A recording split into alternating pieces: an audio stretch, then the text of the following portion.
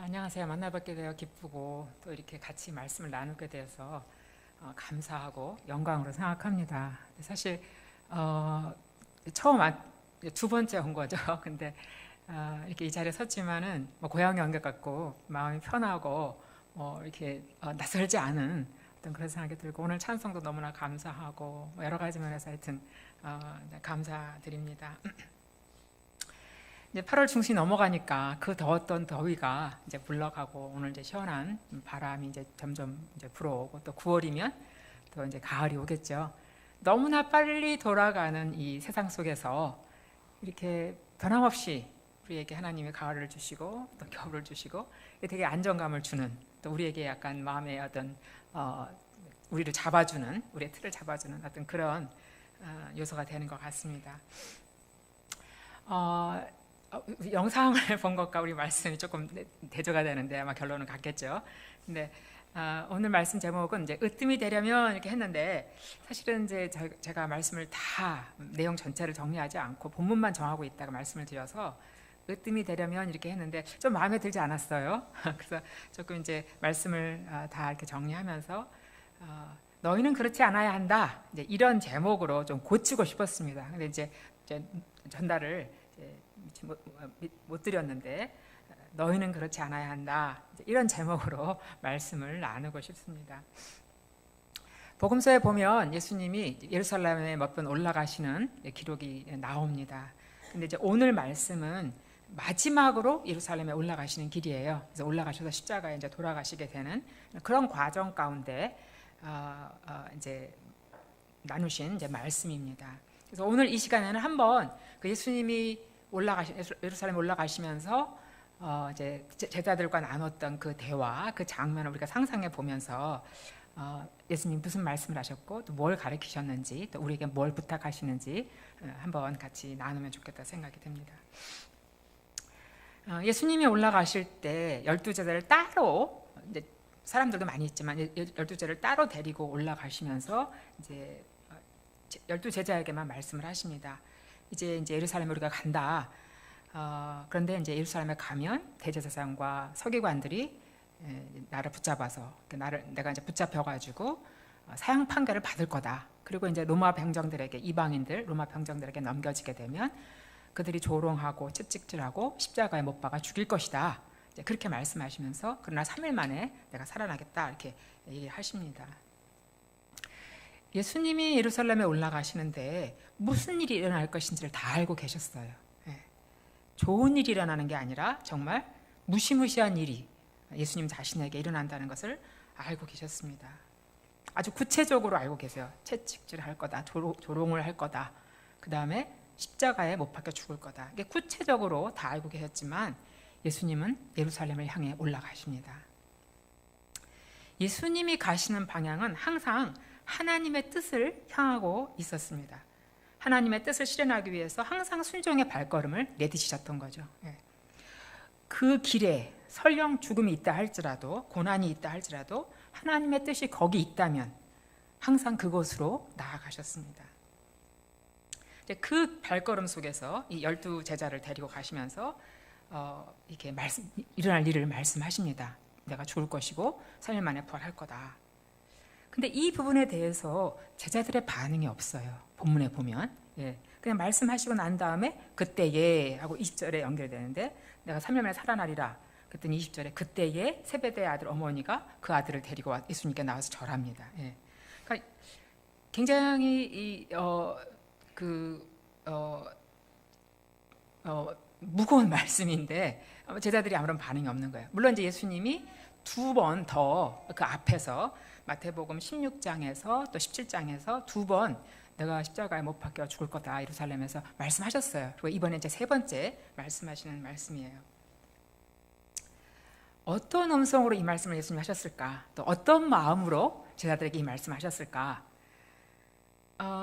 아마 예수님이 그 십자가에 잡혀 돌아가시기 전날에 예수님이 겟세마네에서 기도하시잖아요. 그런데 아버지 주님은 무엇인지 하실 수 있습니다. 그러니까 무엇인지 하실 수 있는데 하실 수 있다면 이 잔을 내게서 지나가게 해주세요. 예수님 그렇게 기도하시잖아요. 그러니까 예수님도 이 십자가를 진다는 이 죽음 앞에서 굉장한 고통, 괴로움, 마음의 힘듦, 부담감 그런 거를 가지고 계셨을 거예요. 그러니까 십자가 처형까지는 아직 좀 시간이 남았죠. 지금 올라가는 길이니까 며칠이 남아 있긴 하지만 사실 말하는 것도 쉽지가 않으셨을 텐데 이제 세 번째 말씀을 하시는 것입니다. 근데 제자들이 아마 그 말씀을 듣기 싫었는지 아니면 안 들렸는지 아니면 또 이게 또 무슨 말씀이지 하고 생각하고 있는데 이 요한과 야고보의 어머니가 갑자기 나타나서 주님께 요청을 하기 때문에 그 생각이 뭐 흐트러진 것인지 딴 생각을 하게 된 건지 알 수가 없습니다. 그런데 어쨌든 예수님의 이 말씀에 대해서 제자들이 전혀 반응이 없어요.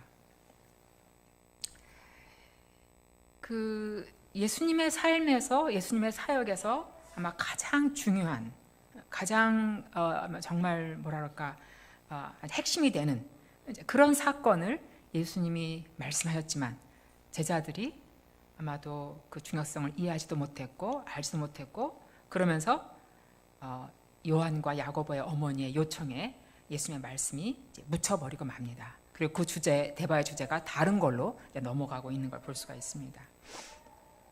그런데 이제 20절에 보니까 세베대 아들들이 이제 그 어머니와 함께, 그러니까 어머니가 두 아들을 데리고 예수님께 나옵니다. 근데 나와서 예수님께 절을 하죠.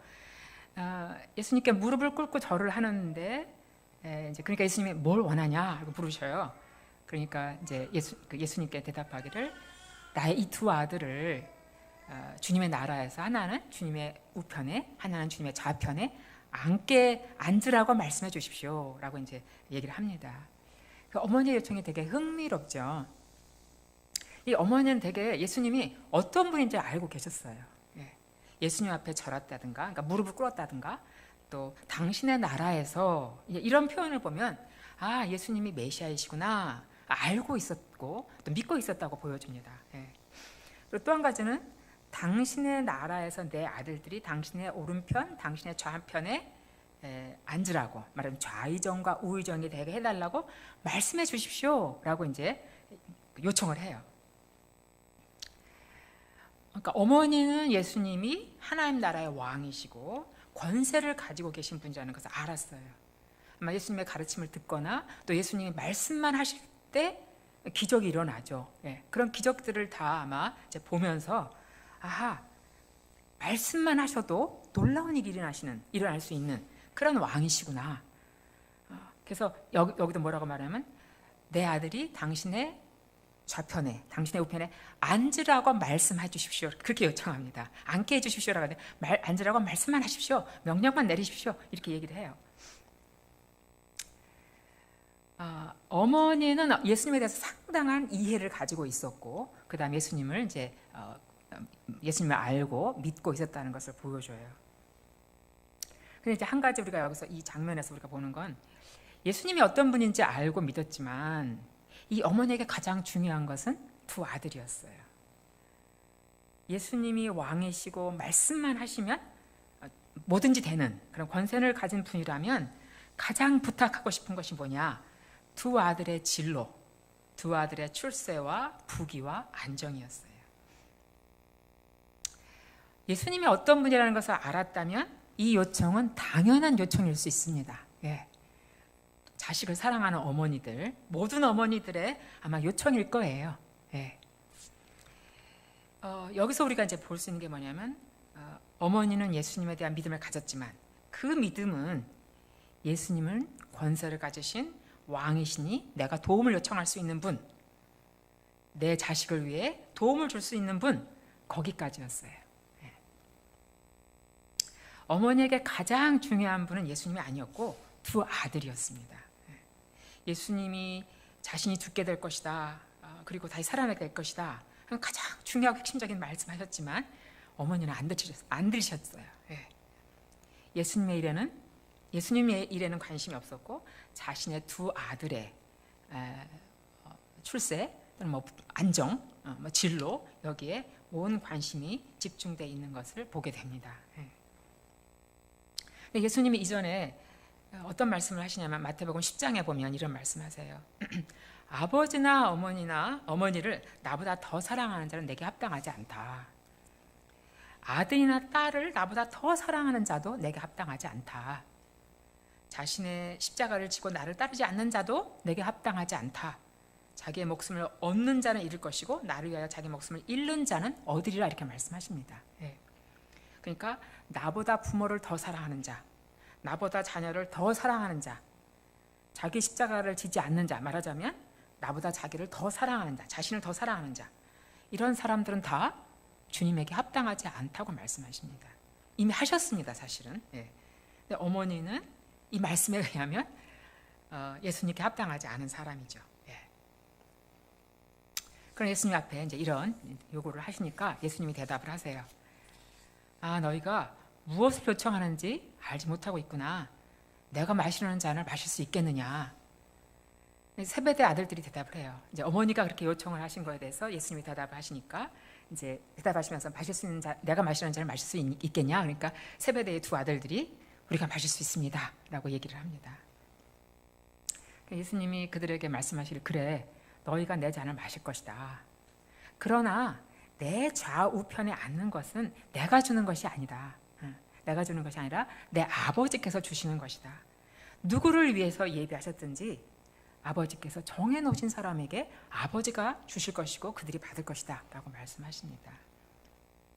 여기서 이제 내가 마시려는 잔, 요 잔이라는 건 뭐냐면 성경에서 되게 잔이라는 의미를 어떻게 사용하냐면 그러니까 축복이든 재난이든 또는 구원이든 진노든 간에 하나님께서 그 어떤 사람에게 정하신 것, 그러니까 이제 이렇게 뭐랄까, 그러니까 운명이라고 얘기를 하죠. 근데 운명이라 그러면 사람들이 세상적인 어떤 그런 뜻을 생각하는데 여기서 이제 이미 운명이라는 것은 앞으로의 그 사람에 의해 그 사람에게 이제 정해진 어떤 그런 하나님의 그 뜻을 상징합니다. 그러니까 내가 마시려는 잔은 뭐냐면 다른 말로 하면 예수님이 당할 고난, 예수님이 당한 고난을 이제 말씀하시는 거죠. 내가 마시려는 잔을 너희도 마실 수 있겠냐 이렇게 물어보십니다. 근데 네, 마실 수 있습니다라고 대답을 하죠. 그래서 예수님이 그래, 너희도 과연 이 잔을 마실 거다 이렇게 말씀하세요. 그러니까 예수님이 하나님의 뜻에 순종하셨고 순종하기 위해 고난을 당하셨듯이 그들도 하나님 뜻에 순종할 것이고 순종의 길에 놓여 있는 고난도 당하게 될 것이다. 이제 이런 말씀이죠. 정말 그리고 이제 이 요청했던 그 요한과 야고보, 이제 이 세베대의 아들들은 이제 요한과 야고보를 말하죠. 베드로, 요한, 야고보 이렇게 할 때. 그래서 이제 야고보는 사도들 중에서 맨 처음 순교한 자입니다. 이제 사도행전 12장에 보면은 야고보가 이제 이렇게 순교를 당합니다. 그리고 요한도 예수님의 복음 때문에 박해를 당하고 밤모섬에 이제 귀형을 이제 가게 돼서 거기서 일생을 마치게 되죠. 그래서 정말 너희가 내 잔을 마실 것이다. 정말 주님을 위해서 이들도 그 주님의 뜻을 순종하기 위해 주님의 복음을 위해서 이제 고난을 당합니다. 근데 이제 이 대화를 조금 더 생각해 보면 예수님과 이 세베대 아들들의 대화를 생각해 보면 하나님 나라에서 주님의 좌우편에 앉게 해주세요. 뭐 으뜸이 되게 해주세요. 또는 출세하게 해주세요. 이런 의미죠. 그런 요청에 대해서 예수님이 뭐라 그러냐면 내가 마시려는 잔을 마실 수 있느냐 물어보세요. 그러니까 예수님 나라에서 이 으뜸이 되는 거, 출세하는 거 이것과 그 다음에 주님이 마시는 잔과 서로 연결되어 있다는 것을 이제 암시를 해주고 있어요. 그러니까 주님의 나라에서 존귀한 위치에 앉는 것과 주님이 마시려는 그 잔을 마시는 것, 그것이 서로 연결되어 있는 것을 보여주는 거죠. 그러니까 하나님 나라에서 고귀하고 존귀하게 여기는 가치는 뭐냐? 그것은 주님이 마시는 잔, 말하자면 하나님의 뜻을 순종하기 위해서 고난이라도 불사하는 것, 이것과 관련이 있다는 것을 보여주고 있습니다. 그러니까 이 제자들은 주님의 좌우편에 앉게 해주세요. 출세하게 하시고 고생하지 않고 부귀럽게 하시고 안정을 누리게 해주세요. 이렇게 요청을 했는데 예수님은 뭘 말씀하시냐면 주님의 나라에서 가장 귀하게 여기는 것은 주님의 뜻에 순종하기 위해서 고난이라도 심지어 죽음이라도 불사하는 것, 이것이 주님의 나라에서 정말 고귀하게 되고 으뜸이 되고 말하자면 높이 되는 거다. 이런 관련성을 암시를 하십니다. 이제 그렇게 말씀하시는데 이제 12제자들이 10제자죠. 그러니까 12제자 중에서 2제자를 빼니까 10제자들이 이걸 듣고서 2자제에 대해서 화를 내요. 네. 어머니가 아들들을 위해서 좌우편에 예수님의 좌우편에 그 위치를 이제 구해야 되니까 제자들이 화내면서 뭐야? 자기들이 뭔데 높은 자리를 차지하겠다고 예수님 어머니 통해서 예수님에게 수를 쓰는 거지? 제자들이 굉장히 민감한 반응을 보여요. 예수님이 십자가에서 돌아가시겠다, 3일 만에 부활하시겠다, 이런 말씀에는 전혀 반응을 보이지 않았던 제자들이 자신들과 관련된, 그렇죠? 2제자가 예수님의 좌우편에 앉는다면 우리는 왜 못 앉았나? 이런 생각을 하는 거죠. 자신들과 관련된 지위의 문제에 있어서 되게 민감하게 반응을 합니다. 그 화를 냅니다. 네. 이 당시에 제자들에게 있어서는 어때요? 예수님의 십자가에 돌아가시는 거, 예수님이 살아나시는 거, 예수님의 일은 남의 일이에요. 그런데 이 지위의 문제는 내일이에요. 내일. 아마 제자들이 화를 낸 거는 이제 그 어머니가 예수님에게 이제 청탁을 한 거죠. 말하자면 청탁을 하는 거, 청탁을 함으로 이제 화가 난 거죠. 사실 예수님은 일방적으로 청탁을 받으셨어요. 근데 그 청탁에 대해서 예수님은 분명히 말씀하시죠. 무엇을 구하는지 모르고 있긴 하지만 그러나 어쨌든 너희가 내 잔을 마실 것이다. 그렇긴 한데 내 좌우편에 앉는 건 내가 주는 게 아니야. 하나님의 뜻대로 하나님께서 주실 거야. 그 청탁에 대해서 분명하게 말씀하십니다. 그렇긴 하지만 제자들은 여전히 화를 내고 있죠. 그래서 이제 이 제자들과의 예수님과의 관계 속에서 이 12명과 예수님과의 관계 속에서 예수님이 이들의 화를 풀어주고 또 이들 서로 간에 이제 화를 풀고 오해를 풀고 또는 뭐 청탁에 관한 분명한 결과를 말씀해주고 그다음에 이 사건을 배경으로 해서 그들에게 하나님 나라에 대해서 가르치시기 위해서 이제 말씀을 하십니다. 그래서 제자들을 불러 모으십니다. 그래서 이제 말씀하시기를 세상의 통치자들은 백성들을 강제로 지배하고 강제로 자지우지하고 그다음에 고관들로 사람들에게 권세를 부린다. 그러나 너희는 그렇게 해서는 안 된다 말씀하십니다. 너희 중에 누구든지 크게 되고 싶은 사람은 남을 섬기는 사람이 되고 으뜸이 되고 요새 말하는 짱이라는 거죠. 으뜸이 되고자 하는 사람, 짱이 되고자 하는 사람은 종이 되어야 된다 이렇게 말씀하십니다. 그러시면서 뭐라고 말씀해요? 나도 섬김을 받으러 온 것이 아니라 섬기러 왔고 많은 사람의 죄값을 치르기 위해서 내 생명마저 주려고 왔다라고 말씀을 하십니다. 하나님을 모르는 세상의 집권자들은 사람들을 자기 마음대로 주관합니다. 사람들에게 막 권세를 부릅니다. 요즘 말로 말하면 뭐 여러분 다 아시겠죠. 갑질하는 거죠. 사실 옛날에는 갑질이라는 말 자체가 없었어요.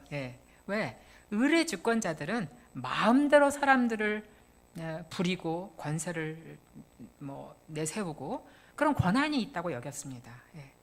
자기를 위해 자기 목표를 위해 사람을 얼마든지 수단으로 도구화할 수 있다고 여겼었습니다. 사람들이 출세하려고 하는 이유가 뭘까요? 출세? 좀 요즘은 출세라는 말 안 쓰죠. 그런 노골적인 단어 안 씁니다. 전문성? 스펙을 쌓는다. 뭐 이런 말을 쓰지. 출세 약간 좀 그렇죠. 근데 이제 출세라는 말을 제가 사전 찾아보니까 사회적으로 높은 지위나 신분에 오르거나 유명하게 되는 것이다. 어때요? 뭐 이거 누구나 다 하려고 하는 거죠. 전문성을 쌓는 이유, 스펙을 쌓는 이유 이런 거예요. 사회적으로 높은 지위에 오르거나 신분에 오르거나 또 유명하게 되기 위해서 하잖아요. 다른 말로 바꾸면 그냥 출세예요. 출세하라는 거 아니다라고 말해도 어쨌든 모든 사람이 사회적으로 높은 지위의 신분에 그리고 유명하게 되기 원하고 그래서 누구나 하려고 합니다. 왜 사회적으로 높은 지위나 신분에 오르기를 원하냐, 유명하기를 원하냐? 뭐 자랑하기 위해서, 또는 자신이 원하는 대로 하기 위해서, 또는 사람을 부리려고, 또는 갑질하려고, 또는 소극적으로 갑질 안 당하려고, 그죠? 그렇게 합니다. 아마 우리 사회에서 본물이 터지듯 사회에 이슈가 되고 있는 문제들, 인권 문제, 직장이나 군대 내에서의 인권 문제라든가 또 뭐 미투 운동, 그죠? 그다음에 뭐 갑질 논란, 그죠? 대기업이나 중소기업 사이에 프랜차이즈 사업 내에서의 갑질 논란, 다 이런 것들이 바로 이 문제에 걸립니다. 이 문제는 고대 사회부터 있었어. 그런 정도가 아니에요. 사실 인간 본성 내에 자리 잡고 있는 문제입니다. 두 사람, 세 사람이 모이면서 생기는 문제가 아니고 또 사회가 좋아지면 사라지는 그런 문제가 아닙니다. 인간 안에 자리 잡고 있는 문제. 사실 뭐 모든 문제가 그렇죠. 인간의 이 본성이 악하기 때문에 이런 문제가 생기는 거죠. 아무리 사회가 좋아져도 얼마든지 일어나게 되는 거죠. 그러니까 사람의 본성이 새롭게 되지 않으면 사실 해결될 수 없는 이제 문제라고 할 수가 있는 거죠. 근데 예수님이 이렇게 말씀을 하시면서 세상에서는 갑질이 당연하게 여겨지지만 너희는 그렇지 않아야 된다 말씀하십니다. 예수님은 어머니의 청탁에 대해서 내 좌우편에 앉는 것은 내가 주는 게 아니야. 하나님이 주셔. 이렇게 말씀하시면서 예수님이 사람을 마음대로 주관하거나 권세 부르는 일에 그런 일을 하지 않는다는 걸 먼저 예수님이 본을 보여주세요. 사실은 예수님이 부활하신 후에 어때요? 하늘과 땅의 모든 권세를 가지신 분이에요. 사실 뭐 부활하기 전에도 사실은 예수님의 하나님이신 것을 계속 기적을 통해서 보이신다면 그분은 하나님으로서의 권세를 가지고 계신 분이에요. 그런데 뭐라고 말씀하시냐면 내 좌우편에 앉는 것은 내가 주는 게 아니다. 아버지께서 주신다. 예수님 먼저 권세를 부리지 아니하고 자기 마음대로 하지 아니하시는 것에 본을 보여주십니다. 내 권한으로 할 수 있는 것이 아니고 하나님이 원하시는 대로 하실 것이고 하나님의 뜻대로 되어야 된다. 이렇게 이제 말씀을 하십니다. 그러면서 이제 세상 사람들처럼 하지 말아야 된다 하시면서 더 나아가서 하나님 나라의 원리를 가르치십니다. 하나님이 크게 여기시는 자는 어떤 자냐? 너희를 섬기는 사람 하나님 크게 여기신다. 그리고 하나님이 으뜸으로 여기신 자는 누구냐?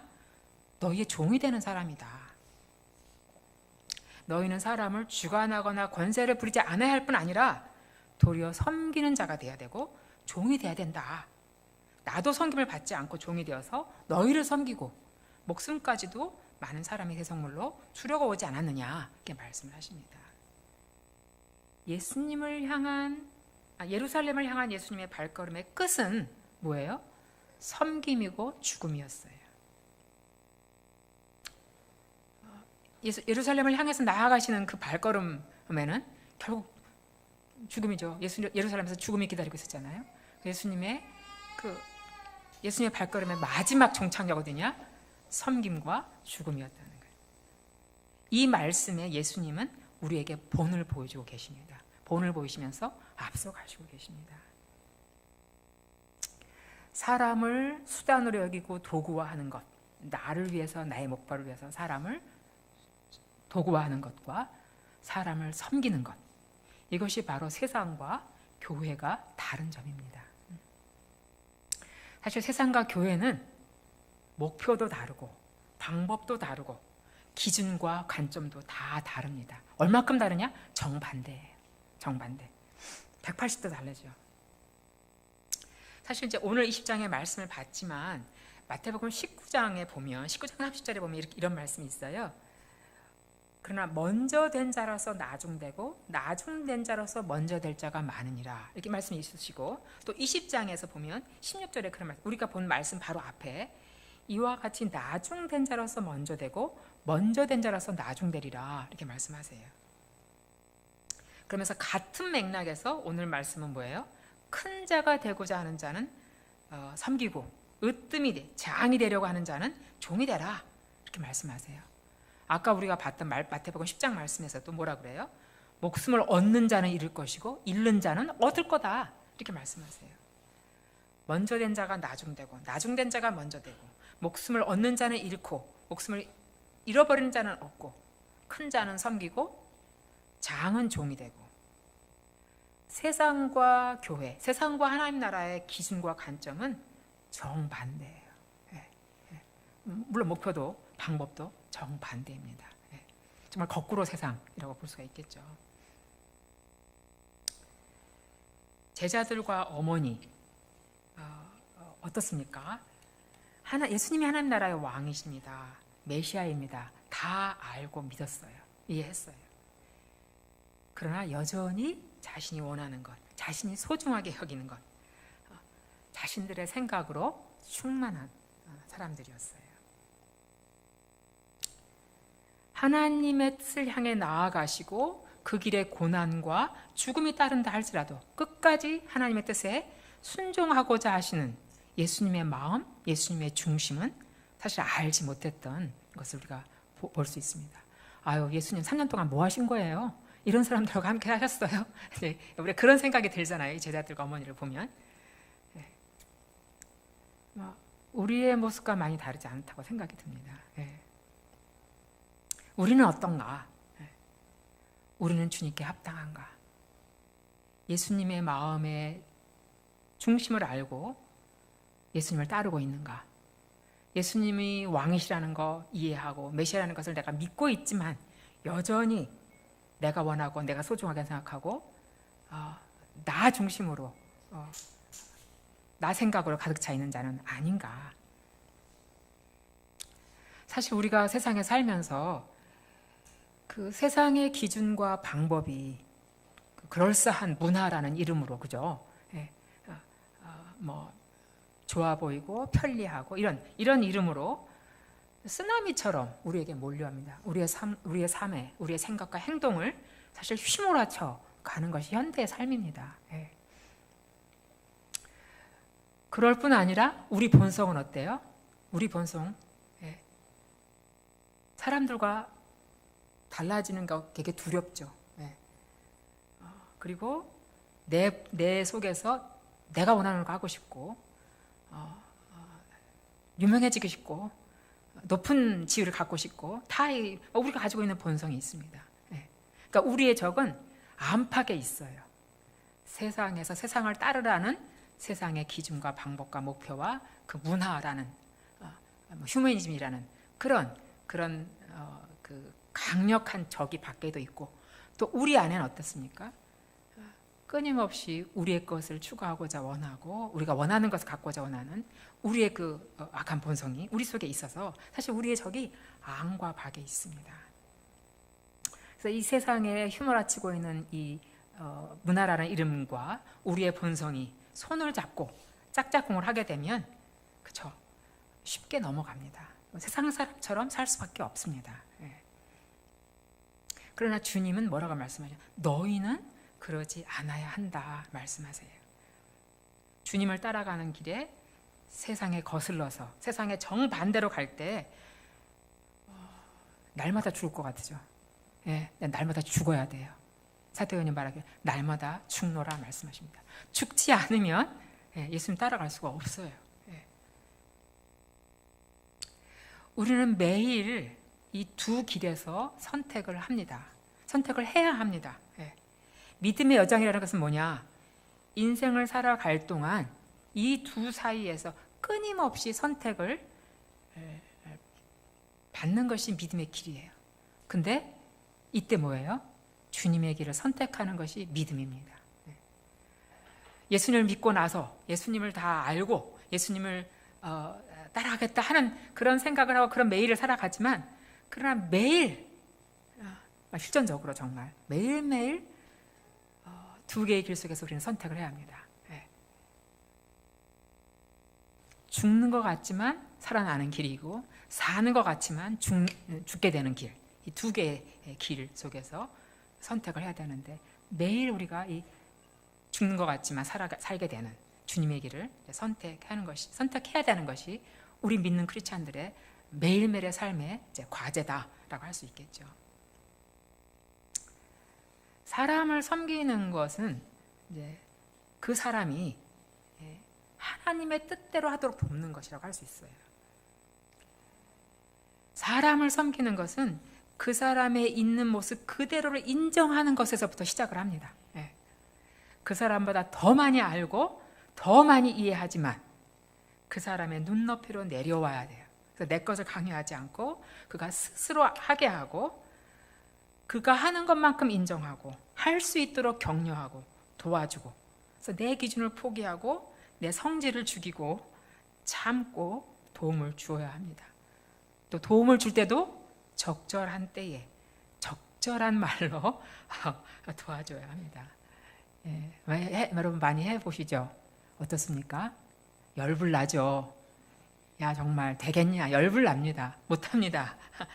근데 이렇게 보니까 정말 사람을 섬기는 사람은 정말 큰 사람이에요. 예수님 말씀 그대로 맞아요. 다른 사람을 섬기는 사람은 정말 큰 사람이에요. 엄청나게 마음이 넓고 큰 사람이에요. 그리고 그 사람이 바로 하나님께서 가장 귀히 여기시는, 천국에서 짱이라고 하는 그런 사람이라고 말씀하십니다. 저는 이제 이 말씀을 보면서 두 가지 질문이 생겼어요. 주님, 내가 사람을 섬길 수 있어요? 가능해요? 안 되더라고요. 이 속에서 막 그냥 확 침을 올라서 그냥 한마디 해버려야 마음이 시원하고, 그렇게 하면 안 돼! 이렇게 한마디 해버려야 시원하고, 섬기는 거요? 못해요. 못하겠더라고요. 안 돼요. 내 힘으로 못합니다. 또 하나는, 또 한 가지 질문은 뭐냐면, 사람을 섬기면 일이 됩니까, 하나님? 저도 이제 CC라는 작은 부서에서, CC에서 작은 부서 하나가 있어요. 뭐 교제개발이라는 작은 부서가 하나 있습니다. 그 부서에서 이제 전임 간사를 했다가 이제 2-3년 후에 이제 책임 간사가 됐습니다. 그래서 책임 간사가 돼서 뭐 6-7명 또는 많을 때는 뭐 9명 정도의 사람으로 같이 사역을 하면서 이제 책임자로서 일을 했는데, 이 말씀을 보면서 하나님, 사람을 섬기면 일이 됩니까? 안 되더라고요. 어떻게 섬겨요? 섬기면 일이 안 됩니다, 하나님. 우리가 해야 할 일이 있는데 안 돼요, 하나님. 그런 생각을 했었어요. 근데 섬기라 말씀하시잖아요. 여러분 다 그러실게요. 사회가 지금 어떤 상황인데 종이 되면 일이 돼요? 안 됩니다. 이렇게 말씀하실 것 같아요. 예. 섬기기 위해 내가 죽었는데요. 나만 죽고 끝이더라고요. 이렇게 말씀하실 수 있죠. 그죠? 예. 정말 그래요. 근데 저도 해봐서 알아요. 우리 생각에 섬기기만 하면 일이 안 돼요. 안 돼 보여요. 근데 거꾸로 세상이에요. 한 가지 제가 이 말씀에서 발견한 것은 뭐냐면, 섬기면 이게 안 되던데 하나님, 이렇게 하다가 한 가지 발견한 것은 예수님이 3일 만에 부활하셨다는 사실이에요. 예수님이 3일 만에 부활하셨기 때문에 예수님이 하늘과 땅의 모든 권세를 가지고 계시기 때문에 섬기면 일이 됩니다.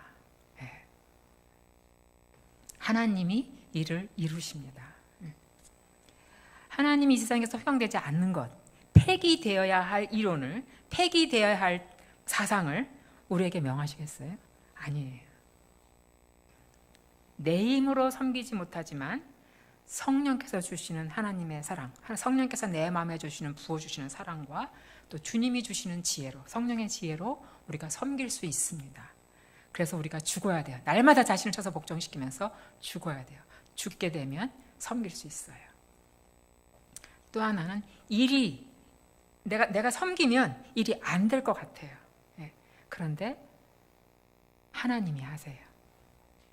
부활하신 예수님께서 예수님의 능력으로, 예수님의 권세로 예수님이 일하십니다. 제가 그래서 이제 그 부서에서 한 10년 동안 일을 했어요. 2010년부터 이제 그 전에 이제 있었지만 이제 어떤 10년부터 2009년부터 이제 18년까지, 그러니까 거의 이제 딱 10년인 것 같아요. 올해로. 근데 정말 힘들었어요. 이제 저희가 교재를 어떻게 만드냐면 이제 어떤 한 사람이 쓰는 게 아니라 같이 해요. 그러니까 캠퍼스 사역을 한 4년, 3년 한 사람들, 4-5년 정도 한 사람이 오고, 그 다음에 이제 신학 공부를 하신 분도 계시고, 나이도 이제 저처럼 60대, 뭐 50대, 40대, 30대 이렇게 다양한 사람이 있어서 같이 문제를 만들었어요. 성경 공부 교재를 만들었어요. 그러니까 신학을 하신 분의 견해도 다르고 신학을 안 하신 분의 견해도 다르고, 또 저희 신학을 한 사람들이 얘기를 하면 그건 너무 어려워요. 학생들한테 못 가르칩니다. 쉽게 말하세요. 막 이렇게 이런 여러 가지 다양한 게 있었어요. 근데 이제 그걸 하면서 정말 제가 막 밤에 잠이 안 온다거나 아침에 속상해가지고 기도하면서 하나님 막 한다거나 그렇잖아요.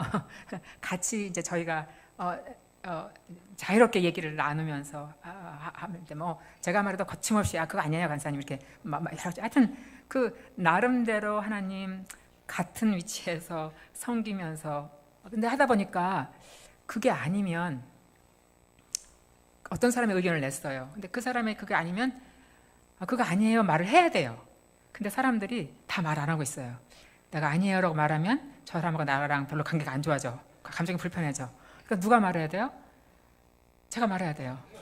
그거 아닌데 왜 아니에요? 이래서 아니지 않아요? 얘기를 해야 돼요. 그러니까 힘들고 어려운 일은 제가 다 해야 되고 그 다음에 조심스럽게 해야 되고 그것도 그 다음에 여러 가지 어려운 일이 많이 있었지만 결국 하나님께서 이 모든 일을 진행하시면서 책을 이제 다 학생들 교재들은 다 이제 마무리하게 되는 걸 보면서 그래 내가 할 수 없었을 때 주님이 나를 죽여주시고 하게 해주시고 또 섬기면 안 될 것 같은 일들이 하나님께서 일을 만들어 주시고 이루어 주시는구나. 그러니까 되게 목표지향적이고 이 결과를 내야 한다는 것이 우리 속에 있고 저도 항상 가득 차 있지만 그것도 내려놓고 하나님의 일은 하나님이 하신다. 내가 사회에서 내 직장에서 일을 하지만 내가 주님을 섬기고 하나님 주님이 나에게 맡겨준 사람들을 섬긴다고 했을 때 혹시 무능한 부장, 무능한 가장, 무능한 책임자라는 말을 줄 수 있지만 일이 되어지는 거죠. 하나님이 하시기 때문에 하나님께 맡기고 하나님을 따르면 하나님이 하시고 하나님 되게 하십니다. 이루어 주십니다. 성취시켜 주십니다. 그래서 우리의 방법, 우리의 관점은 뭐냐? 거꾸로 세상이에요. 세상은 다 이 길로 가지만 우리는 하나님의 관점을 가지고 하나님의 방법으로 예루살렘을 향해서 그것이 고난과 죽음이 있다 할지라도 그 길로 나가는 것이 우리의 길입니다. 우리를 이 길로 초청하신 하나님께 정말 감사하죠. 이게 바로 생명의 길이기 때문에. 그래서 우리 앞에 하나님이 굉장히 중요한 과제를 매일매일 주세요. 이 주님을 따르는 길, 생명의 길, 이를 따르라고 매일매일 우리에게 과제를, 매일 아침 눈을 뜰 때 이런 과제를 주십니다. 주님의 도움으로 주님의 목표를 향해서 주님의 방법과 주님의 비전을 가지고 주님의 능력으로 우리가 나아가야 됩니다. 이 빠르게 지나가는 이 세상을 살아가는 정말 삶의 비결이 바로 여기에 있는 것을 우리가 보게 됩니다. 제가 기도하고 마치겠습니다.